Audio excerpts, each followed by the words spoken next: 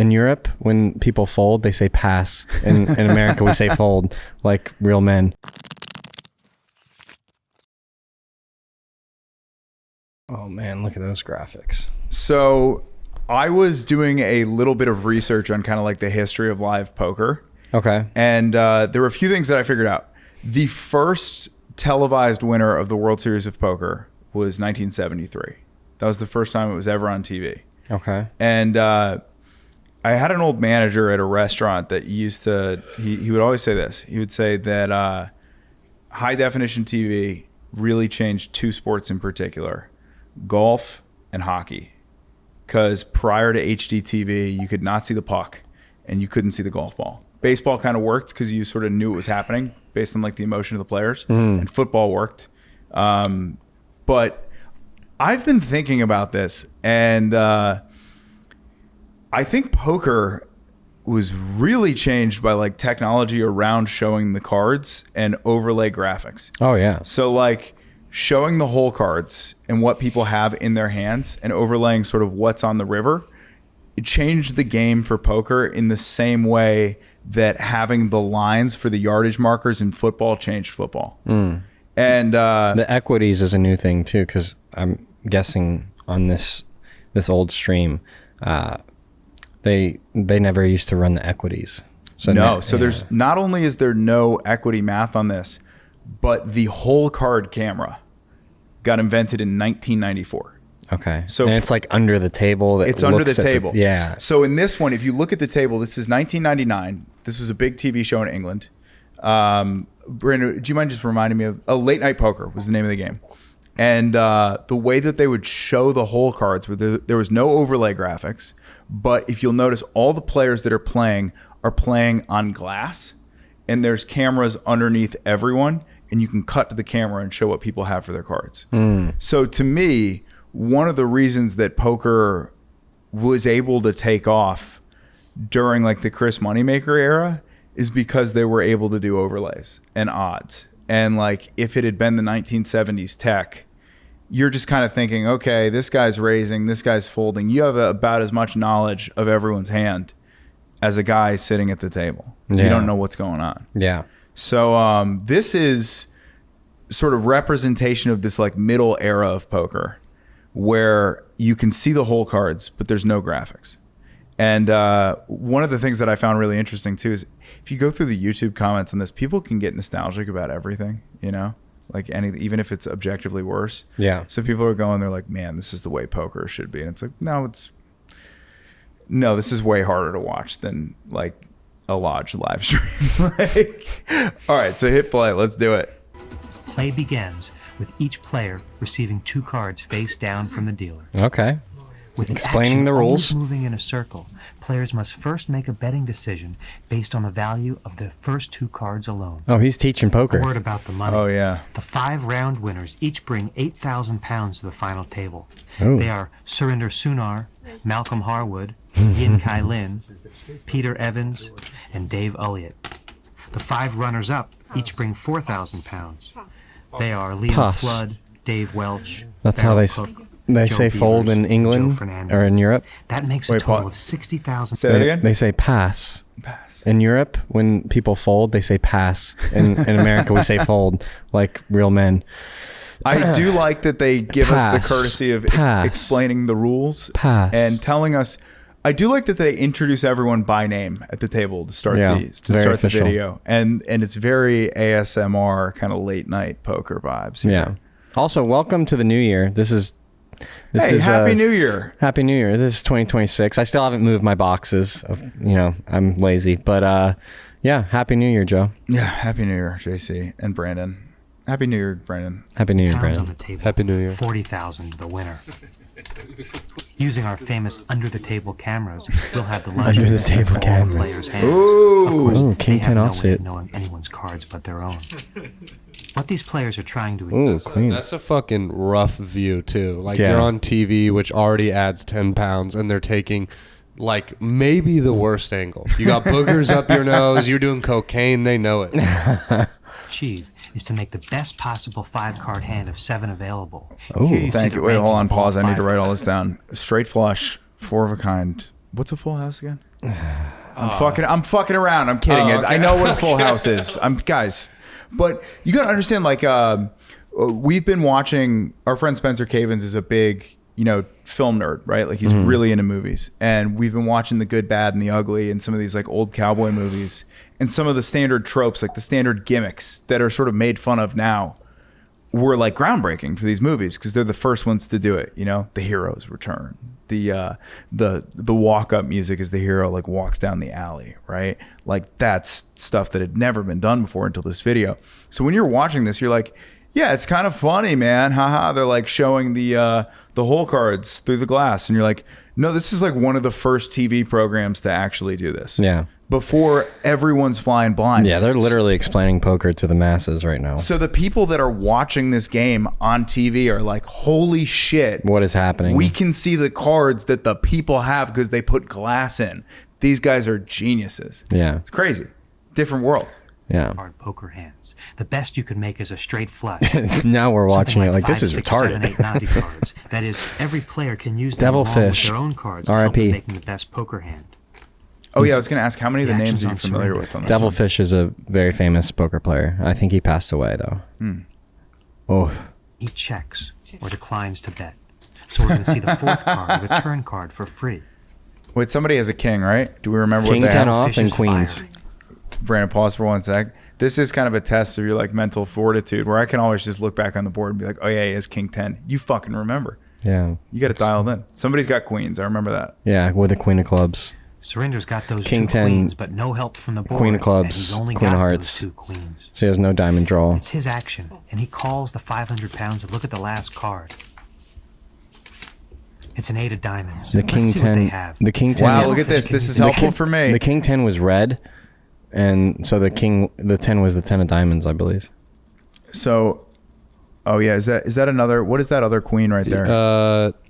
Looks like Queen a of clubs. heart or a club, yeah. Queen of clubs, queen of hearts, king of hearts, 10 of diamonds. So the king 10 made a flush. So Devilfish just hit a flush, and he's got a pair of kings. So Which he already had it made. Doesn't before matter. that. Yeah. Yeah. So now he's playing his flush, not the king. Diamonds No, but I on know. But 10 I'm saying he and had the Top pair, yeah. top pair before anyway.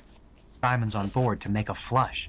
That's a lot better than Surrender's hand, which is just a pair of queens. The diamond kind of kills his action because now the queens really shrink up. Actions on the Yeah. Devilfish, and he checks. So does Surrender. We'll see a showdown. Best hand wins the pot. So nobody bet there. Yeah, Dave Devilfish Elliott should have shows his value bet. flush. Surrender can't beat it. Devilfish wins the first one.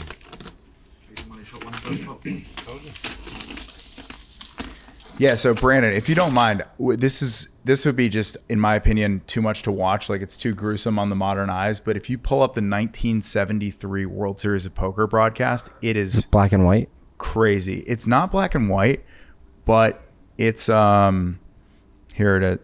I mean, they make it look like he's from 1920. That's not. They make it look way older. 22 In that. years, 7 days a week, 24 hours a day. So just Benny Binion's played Horseshoe there. Casino has Wait, been where is called that? the heart and soul Binion's? of downtown Las Vegas. Downtown Las Vegas. It used to be just Now it's the Las headquarters for Vegas. the greatest game in town, the World Series and they of added the Poker. strip after. Well, the strip, The yeah, and then defending that became champ is a old gappy guy Vegas. named Amarillo Slim. Brandon, if you want to just skip to the middle where the poker action's going on. Wow. So like, look at all this. These guys are. So this is how they did it. You've got a couple cameras going. 5 cards already. You has don't a know what full anybody house. has. The odds weigh heavily You have no against the idea how much wizard, money anyone but he's has. not You have no ready idea for how the much kill. equity everyone has. Yeah, there's no stack You can barely sizes. see the cards in the middle of the table. No, you can't. You don't know what's happening. You just like really don't want to spend time with your kids if you're watching this at home. Yeah. Because you're taking in nothing of substance here. This is crazy. This is where it all started.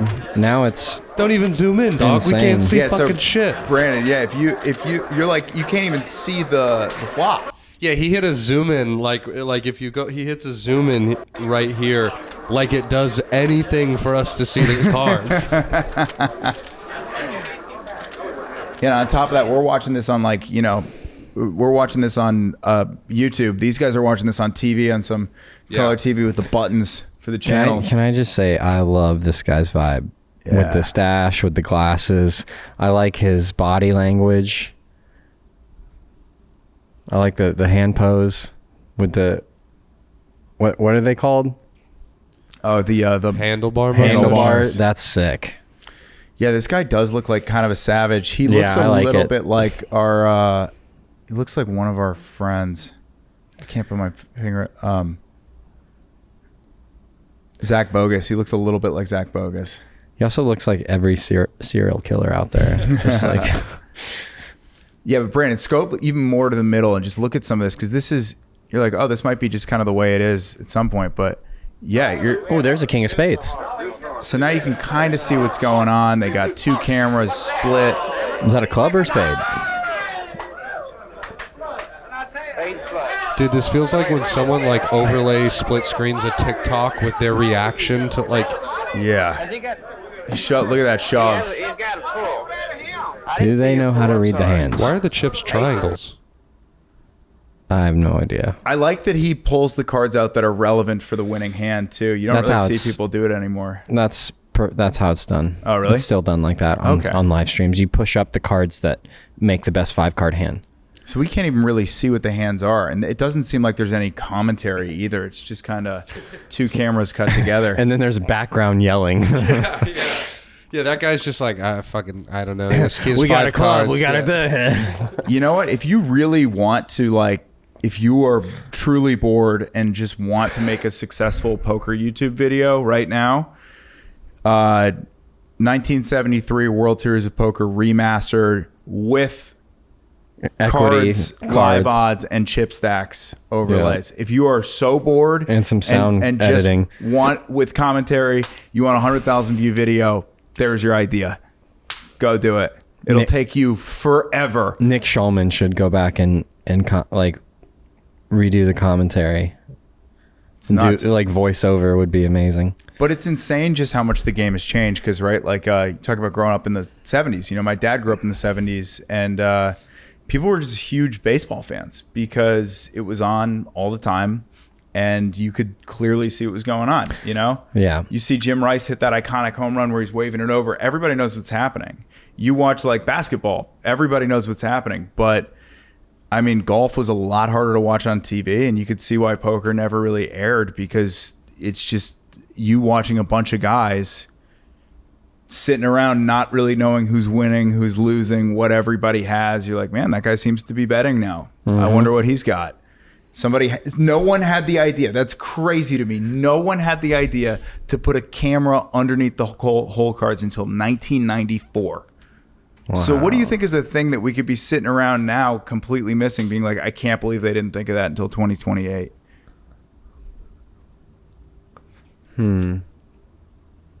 With streaming poker, yeah. Poker, but I mean, go anywhere with it. We've thought of a lot since then. I mean, they got it pretty down pat now. Yeah. I'm not sure how many. You know who's pushing the envelope a lot is Feldman at Hustler Casino. They try a lot of new things all the time with poker streaming. Most recently with the $1 Million game they did like shot clocks, and they had like the best hero call. Like they What's a shot clock? They do a lot of gimmicks. I mean, shot clock isn't anything new. It's just you have a certain amount of time to act before your hand is dead. Mm-hmm. I think what they did this latest stream is they calculated how much time everyone tanked. So how much time each player was thinking in a hand, Yeah. and then that, like, periodically throughout the stream they would put that stat up, and everyone would have how many minutes they've spent in the tank, which makes it even more engaging, more interesting to see like who thinks the longest in each hand. Could also be like another thing that could be missing is super advanced metrics like in baseball. So you could play like you could have a GTO of what every hand should be played like, and then come up with the equivalent of like a quarterback rating, where it's like who plays the closest to GTO, who plays the furthest out, who's the most reckless statistically. So what Lodge did is they put up this chart, and it has 4 different quadrants, and it's like loose aggressive, tight aggressive, knit, and like passive, or I forget the fourth one, and then each player has a dot, and Where do you land? I'm always top right in the loose aggressive. Every stream. Really? Every stream I play the same. It's unbelievable. Or I play a similar style, but it's basically player style, and each hand is put into this algorithm, and the way you played the hand determines where your dot moves towards. And so there's a lot of players that stay like kind of in the bottom left, like in the nit category, and then there's players that each player kind of favors a box. But I think what ideally you want to be in the middle of all four is like playing, maybe that's GTO for the algorithm. But I'm always really high right. I think in the bigger streams, maybe I'm not as much in the right top quadrant, but I'm still aggressive. It's aggressive boy. I think what happens when I play, when I'm shot taking or I play really big for myself, I go from loose aggressive, and I think I probably go down south towards like tight aggressive, where I'm not playing as many hands, but I'm still playing aggressively. Trying to get in a lot of pots. Or you are usually Less are pots. you usually are trying to get in a lot of pots, and now you're sort of dialing that back. And when the bigger and bigger the game gets, I play less and less hands because I'm not as comfortable. I do kind of find it like I do like in home games where there's not a lot of people that know what they're doing, getting in a lot of pots, just because like if you can see a cheap flop, why not? You know, if you have suited connectors down low, fuck it, let's dance. So that's the quadrant that the majority of beginner players fall in. They all fall into loose passive. What's loose passive? Just sort of. So you're playing a lot of hands and you're playing them passively. You're not aggressive.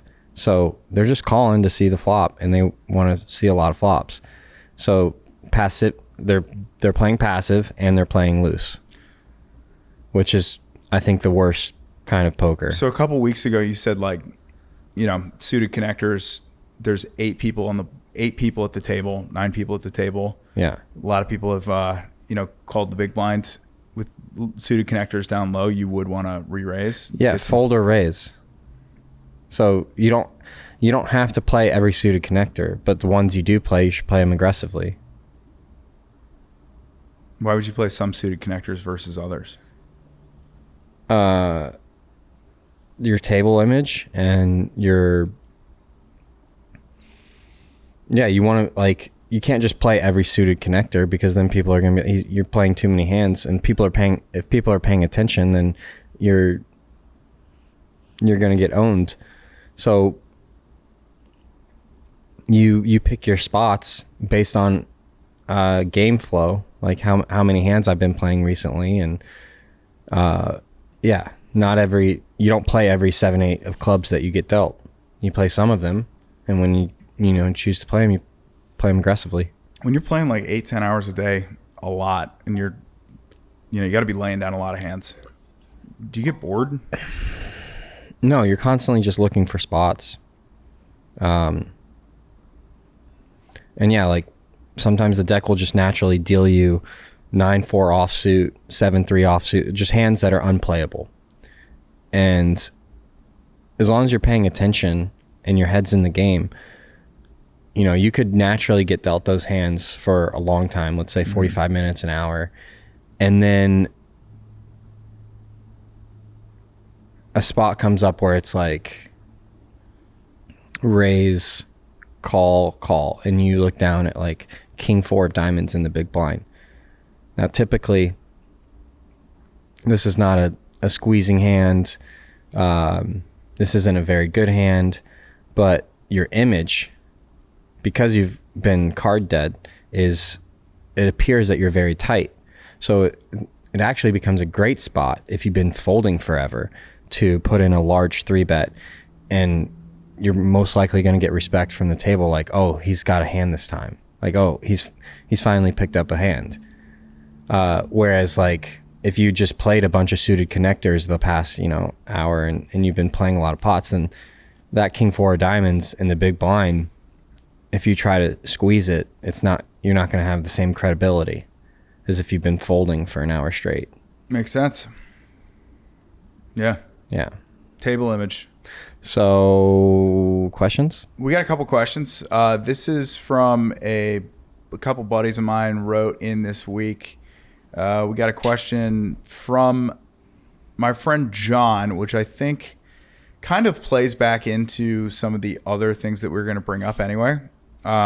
He was asking about how strong pocket jacks are, and I think if we're going to answer this question, we might as well sort of go into like ranges and this Ingranu video where he's talking to Lex Friedman about ranges.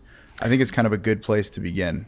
Okay. So let's check it out. We obviously don't have to play the full clip, but when you have a place that you feel like you want to jump in. Ready, set, rip. This. Yes. Get familiar with Rangers. And essentially, back in my day, the old days, we didn't talk about poker that way. We're like, I think he's got this or I think he's got that, right? Nobody thought of like the range of hands a player can have. So I guess the best example is imagine like all the potential hands as being a part of a grid, right? So the first player to act, they could have any one of those hands, right? Any one randomly dealt, right? But let's say now that player raised to $3,000. Okay, well, you can eliminate now from this grid a whole bunch of hands that this player can no longer have. Because if they had a 2 and a 3, they wouldn't do that. So you can say, okay, he probably has a big pair, he has ace king, you've narrowed the range of hands down, right? Now, through every action on the flop, on the turn, and on the river, based on the decisions they make, you narrow it down even further. So the range of hands is the whole, the entirety of all the possibilities that this player you believe could have. And sometimes they fool you, or they have a hand that you don't expect them to have in their range. And, maybe Pause. a little bit... Yeah, so what he's saying is absolutely correct, and this is why the style that I play is tough to play against, and other people that play super aggressive and super loose, they're just... It's very difficult to pin you on a range. It's very difficult to look at John Christian Templeton and go, he's got ace jack, because you could be he playing did this, so he anything has that way. he did this, so he has this. Well, no, like if you watch when I play, the grid is wide, is all possibilities. Like I will have 2-3 suited sometimes in a spot where you're not supposed to have 2-3 suited. So when you get, and I'm able to do this because the majority of the poker I play is super deep stacked. So we're playing lots and lots of big blinds. You can't play the whole grid of hands if you don't have a lot of chips. Yeah. Because it's just really unprofitable. Because when you do make a big hand, you want to get paid Big. Yeah, Because you got to pay for all those big blinds that you lost. Yeah, seeing hands. Exactly. So you have to play super deep, and then, but that's the style I play. That's what I'm used to playing extremely deep cash, where any cards are possible. Like the whole range of cards are. I could be playing the entire deck. Yeah. And that's what you really don't get to do in tournaments, because you're rarely that deep. You're rarely playing 3, 4, 5. You're trying to hang on, so your style might not really work because you might blow through all the big blinds that you got in your stack. A lot of tournament poker is sub 100 big blind, and a lot of tournament. Yeah, you're playing sub 50 big blind, sub 30 big blind, and the range of hands has to be tight. Mm-hmm. In cash games, I'm consistently playing 300, 400, 500 big blinds deep, 600, 700 big blinds deep, where I can play any 2 cards. Unorthodox, doing some things you don't expect to throw you off. But a range is essentially all the possibilities, and it narrows as before the flop, it's endless. Player raises, okay, it's minimized. Player bets the flop, okay, it's minimized further. And then by the river, you can narrow down the entire range to, just maybe even a few hands. Is it always shrinking, or is there sort of, as you get surprised, it's always just an estimate. So does it ever expand based on sort of chaotic, unpredicted, surprising behavior of the players? It really should never expand. The range of hands should always get smaller, right? Like, again, we start with the full scope, and then you should factor in, like, okay, these are all the possible hands you can have on the flop now, right? We can't have new hands on the turn. And if you get to that point where you think, oh, well, maybe he has this hand, then you sort of judged his range prior. So you're not So thinking clearly. the whole It should lesson there is that ranges are always subtractive, not additive. They're always narrowing throughout the hand. Yeah. Yeah. And when you play, you Negs. said you're really like playing a lot based on feel. Yeah. Are you consciously thinking, okay, this guy could have ace jack or king queen, and then eliminating as you go? Or are you just looking at it being like, he did this, therefore he could have this in this situation. I feel like he probably has this. Actually, me and my girlfriend were talking about this the other day. She was reading like a mental game book that describes it really well. The term that this book uses is unconscious competence, and we can call it feel, but what it basically means is the last 15 years of me playing poker and putting tens of thousands of hours in on the table and watching action and watching betting lines and watching what works and what doesn't work and watching tendencies. It's competence that's built. It's built up over time. And then when I sit down, it's unconscious because I'm drawing from all the experience, but I'm not consciously thinking of it. It's like what Ram Dass says when he talks about the thinking mind. It's like the thinking mind is not present. It's doing analysis in your head. So when I look down if you get to a point where you can, all the analysis is built into your head. Yes. You're 100% present at the table, and you're not needing to do the calculations because they're so ingrained that the subconscious is kind of doing the work. All the work is unbelievable. All the work is done for me, and it's a flow state. I don't find it every time, but I find it. I find it more and more. Recently, and it's a really great state to play poker in, where you're not really consciously doing any work. You're just letting all the experience, just come through you. So like I look down at 8-9 suited, and it's all like, okay, the position, the stack size, the player type, my table image, it's all there, and it just spits out like, then this is the spot to raise, or this is the spot to 3-bet or 4-bet. I need to fold at this point in time because of game flow. It's just, it's unconscious competence. Yeah.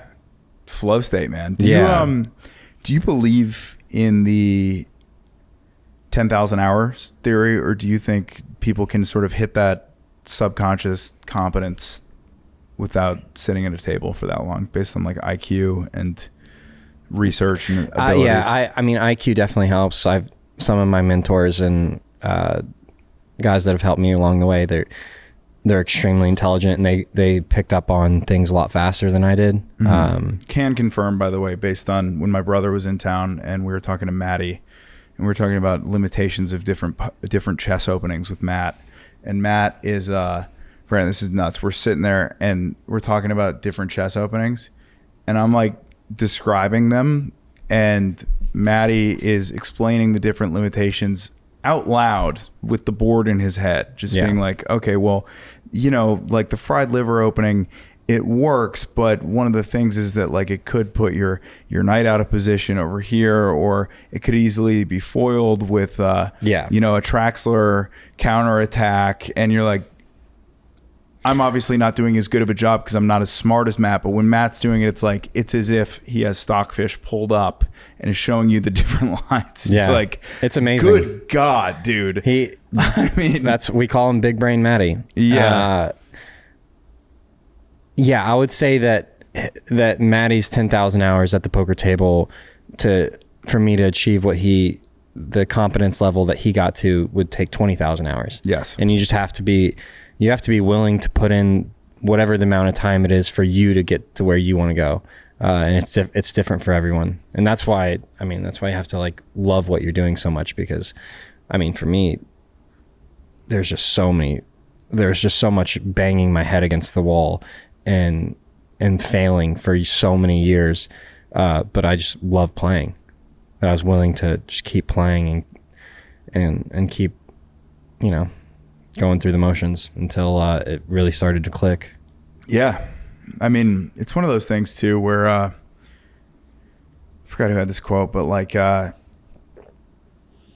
something about just like walking, and it's like he who enjoys walking will always get further than someone who's trying to get somewhere. Yeah. And it's, I mean, if you interpret that literally, like I do enjoy running. It's actually something that I like doing. Yeah. So I am always going to run further than someone who's like, I'm trying to get in shape for a 5K. Yeah. I genuinely enjoy playing poker. Like I'm not doing all this to like achieve a certain goal. Like I'm doing it because I enjoy the process of the game. Like I just enjoy the game. Like the other night I sat down at 8:40, right? And all of a sudden it's 1:40, right? And if you don't have that experience, if you're sitting at a poker table and you're like, it's not going to work. Yeah. You don't have a chance. There's no chance. You have to, at some level, kind of enjoy what you do. Well, you have to love it. And I think there's a thing that I heard too that I think is really relevant is somebody was talking about the whole paradox of like love what you do. And he goes, one of the huge things about like what you do is what you're just naturally good at, what your skills point at, because you're going to enjoy things that you're naturally good at. It's going to help a lot. And some people have skills and talents that pull them in a particular direction. If you are naturally high IQ, you're naturally the kind of guy that wants to sit at a table and not just look at your cards, but kind of watch everyone else, try to figure out what their tendencies are. You naturally want to do research. You naturally don't want to get up from a poker table. Might be for you. Yeah. And if you're like counting, looking at your watch 3.5 hours into a session, being like, I want to go home. You're obviously not might going not to have the passion I'm sure for you it. have nights where you want to go home. There's nights where I've wanted to get off stage where I'm like, fuck this. I'm not feeling it. I don't want to go up. Yeah. But it comes down to like, what are the overwhelming nights like? Yeah, I agree. Yeah. Are we good with the Daniel Negreanu video? I think. Should we keep ripping a little bit? I think we kind of got what we wanted from it. Right? I think we did too. Yeah. Let's go back to the questions. Let's talk about how good Phil Ivey was. Probably the best field player, or the best unconscious competence, if we're going to keep using that term, player to do it alive. So The best field player ever. Yeah. Yeah. Yeah, I think so. So he's a guy that's not really looking at like... Oh, he's doing all that. He's doing all the other stuff too. Okay, so how do you do all the other stuff and still be a field player?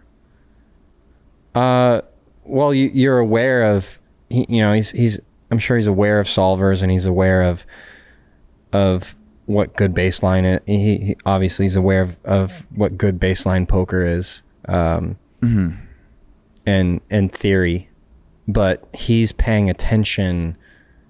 He's paying far closer attention to every single detail than anyone else, and especially when he was grinding and playing for a living.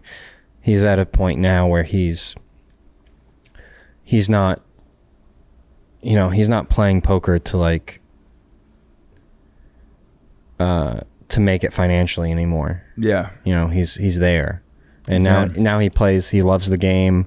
I'm sure he loves the competition.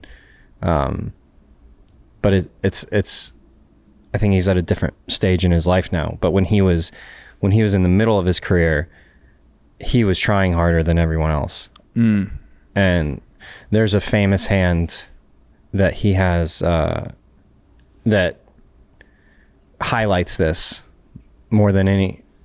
Well, there's several, but the ones that stick out in my mind is one versus Vex. It was like 6-4 suited or 6-3 suited high stakes poker. Lex Veldhaus.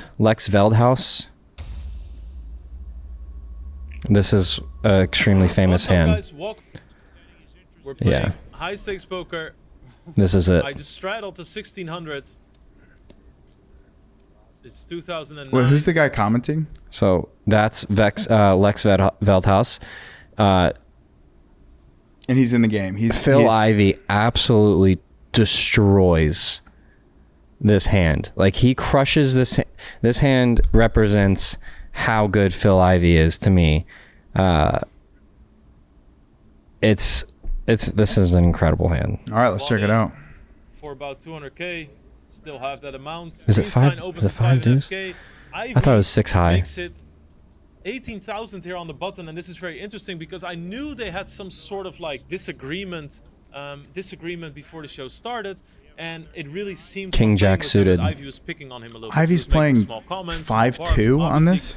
King Jack suited. Yeah, this is the hand. Wait, I thought it was 6-3 or 6-4. Wait. What the fuck is Ivy doing raising with 5-2 offsuit?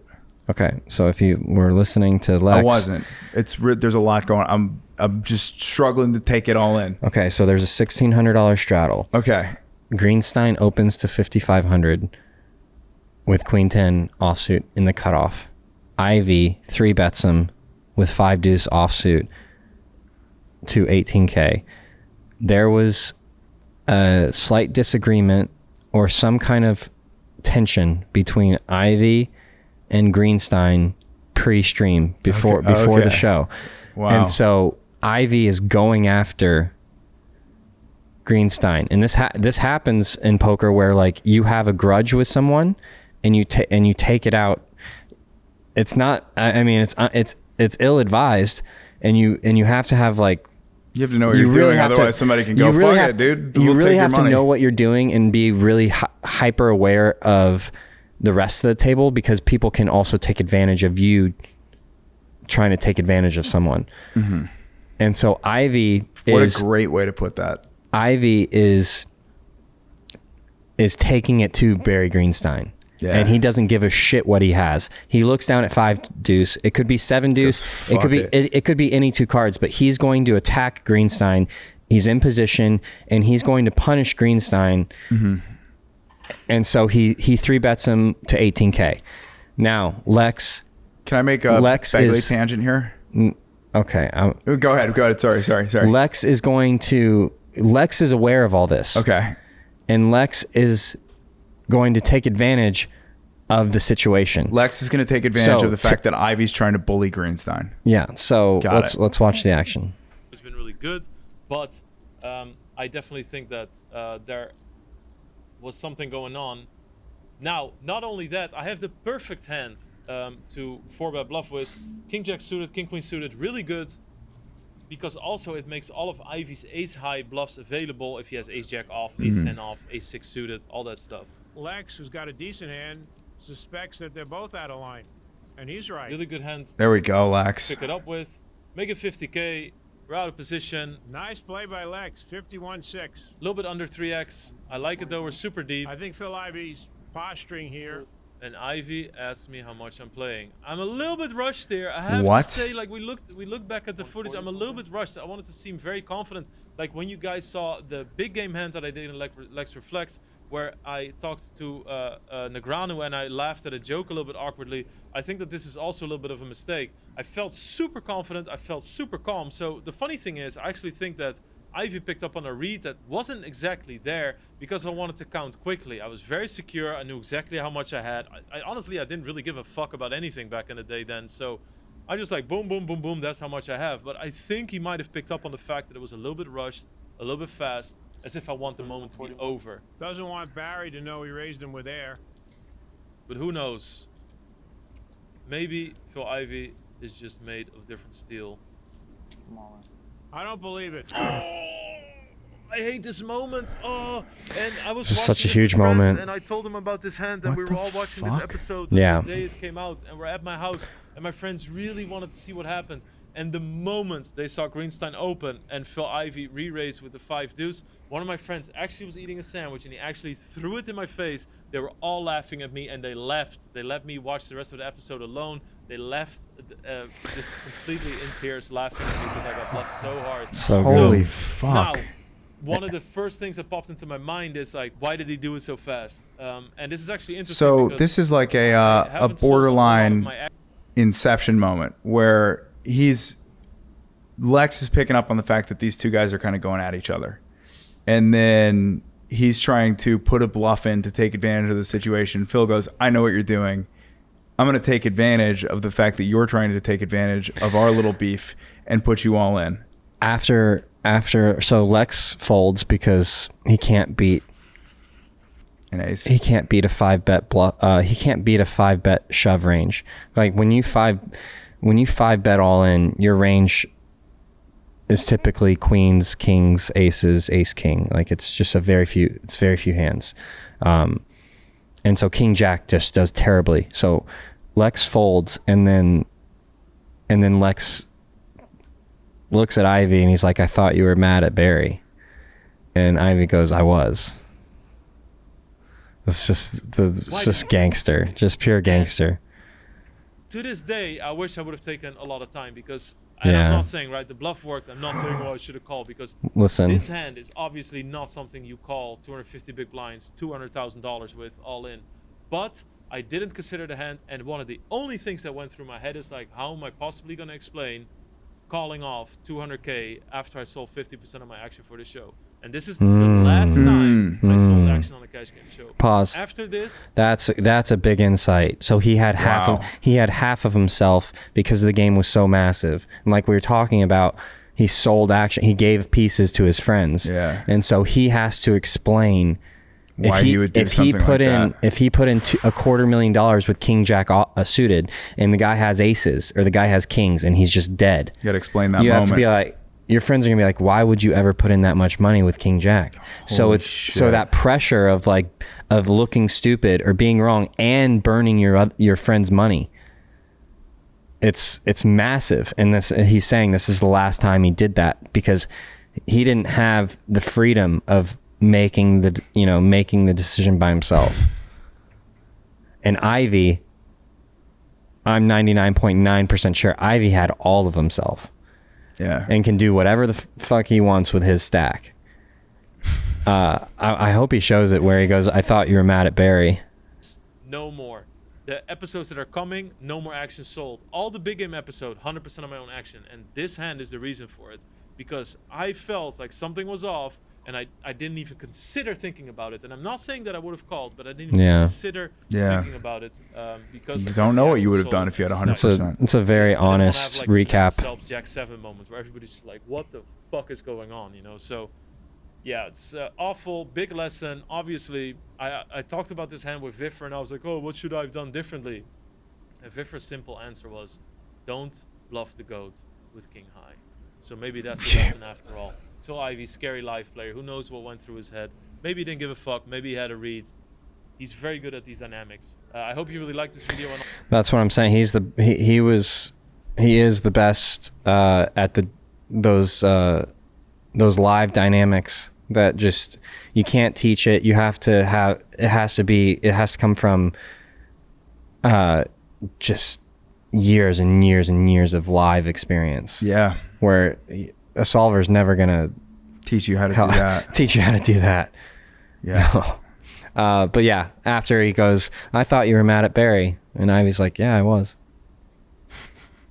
And mucks his hand. It's just, I mean, that when I think that hand particularly, I was like, I'm playing poker for a living. Like that was the coolest thing I've seen. Cool as fuck.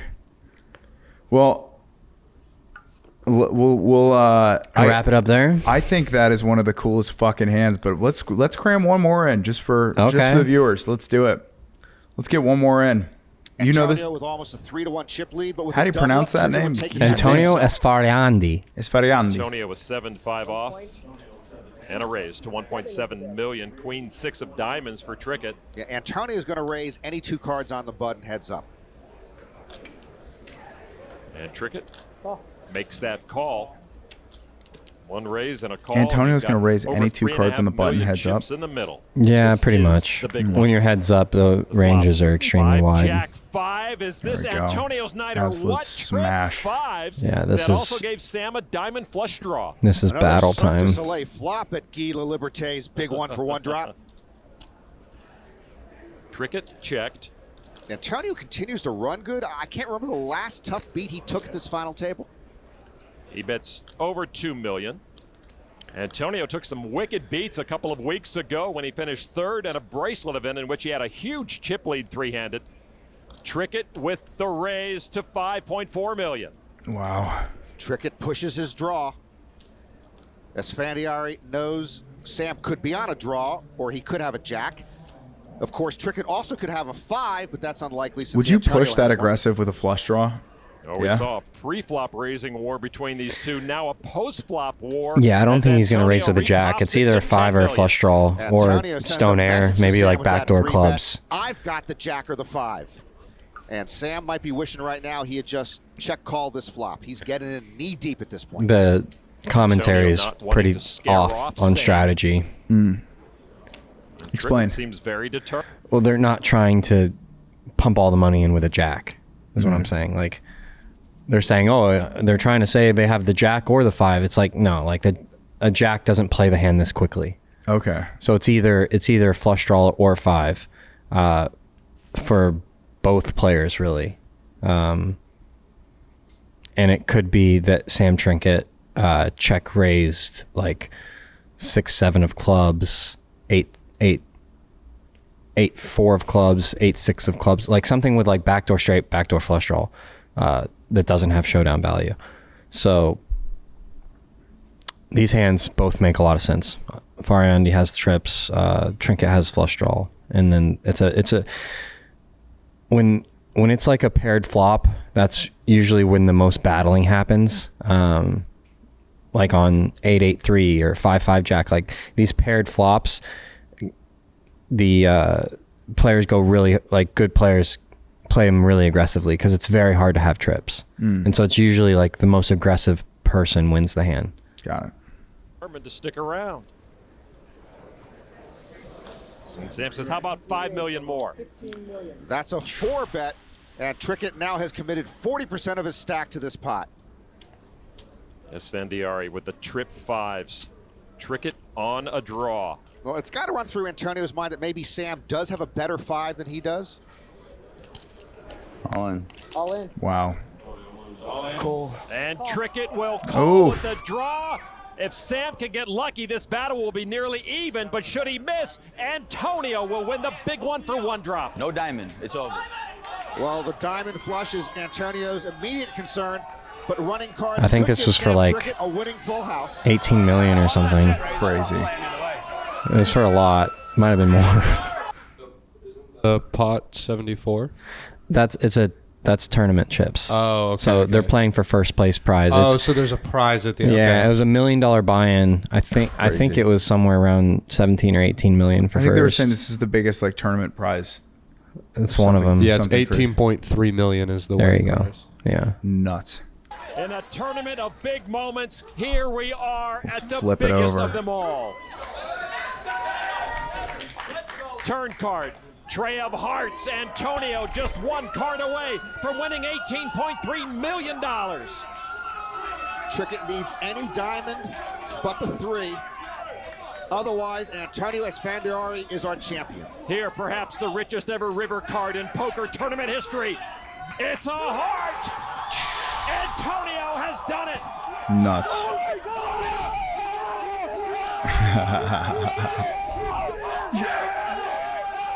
There's his dad. Trickett had no answer for anything his heads-up opponent could offer up. He wins over $10.1 million. So What do you think of the cool. way Trickett played that hand?